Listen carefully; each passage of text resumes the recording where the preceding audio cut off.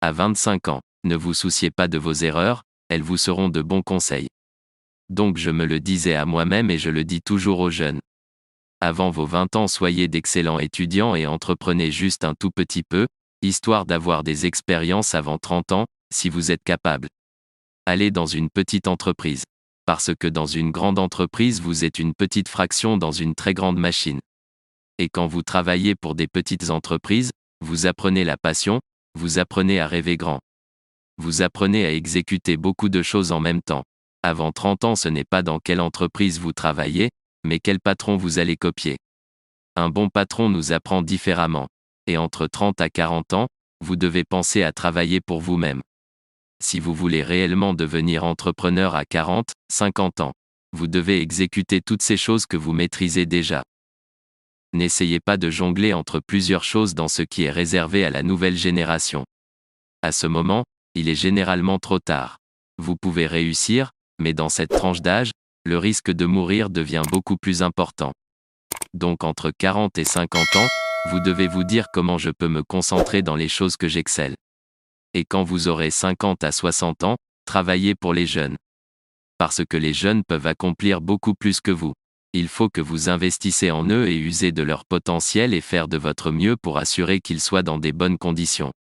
Au-delà de cet âge, passez du temps pour vous-même à la plage sous le soleil ou quoi que ce soit. Donc ça c'est mon conseil pour les jeunes. À 25 ans, faites plein d'erreurs. Ne vous inquiétez pas, vous tombez vous relevez, vous tombez vous relevez à nouveau. Profitez de vos 25 ans pour apprendre de vos erreurs. Les meilleures entreprises se sont créées toujours dans les moments difficiles. La vie c'est comme de la musique, il y a des hauts et des bas, plusieurs notes. J'adore ce film américain qui dit que la vie c'est comme une boîte de chocolat, vous ne savez jamais sur quoi vous allez tomber. Donc je suis très optimiste, les opportunités dans l'avenir sont énormes. Parce que dans le siècle dernier, la technologie de l'information était réservée que pour les grosses entreprises. La globalisation n'a bénéficié que pour les grosses entreprises. Aujourd'hui avec les nouvelles technologies, nous pouvons servir ces 80% d'entreprises qui n'ont jamais été servies. On peut aussi servir à les 80% de ces jeunes qui n'ont jamais été servis. La technologie Internet est si facile à utiliser. Une des raisons pour laquelle nous avons fait croître le e-commerce en Chine beaucoup plus rapidement qu'aux États-Unis, c'est parce qu'à l'époque notre infrastructure de commerce y était désastreuse. Les Américains aiment dépenser tout l'argent qu'ils ont et même l'argent des autres. Nous les Chinois nous avons économisé de l'argent, nous sommes peut-être ceux qui économisent beaucoup plus que partout ailleurs dans le monde. Parce que nous étions pauvres pendant très longtemps, donc quand on fait un peu d'argent, on les dépose dans une banque. Quand le désastre viendra, on pourra dépenser cet argent. Donc quand l'économie ne va plus, nous avons toujours de l'argent à dépenser alors qu'aux États-Unis, les gens n'ont pas cette chance et ont des soucis. Un autre élément que je veux soulever, c'est que la Chine s'était concentrée ces 30 dernières années dans les investissements dans l'export. Mais s'est concentrée très médiocrement dans la consommation domestique. La consommation domestique n'est pas stimulée par le gouvernement, mais par les entrepreneurs. Donc pendant les 20 ans dernières années les gouvernements étaient si puissants et aujourd'hui, ils s'affaiblissent. Et c'est là pour nous entrepreneurs notre plus grande opportunité de monter au devant de la scène. En Chine, nous avons 300 millions de personnes de la classe moyenne.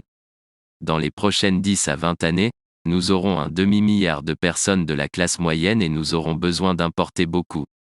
Donc quand nous commencerons à importer, cela sera fantastique. Mais je me soucie beaucoup quand nous faisons qu'exporter. Quand nous exportons simplement, nous oublions ce qui est important et nous finirons par avoir un ciel et des rivières polluées, un environnement terrible. Donc pour l'avenir, il n'y a que des grandes opportunités, vous devez vous en réjouir. Moi par exemple, j'étais terrible à l'école. C'est pour ça que j'inspire de la confiance aux jeunes. Si Jack Ma peut réussir, 80% d'entre vous le peuvent aussi. Je vais aussi faire une petite remarque concernant l'égalité des genres. Parce que hier j'ai fait une intervention dans une conférence aux Nations Unies sur l'égalité des genres. Je pense que la première révolution technologique qui s'est passée il y a 200 ans au Royaume-Uni, avait libéré le pouvoir du corps, le muscle, la force.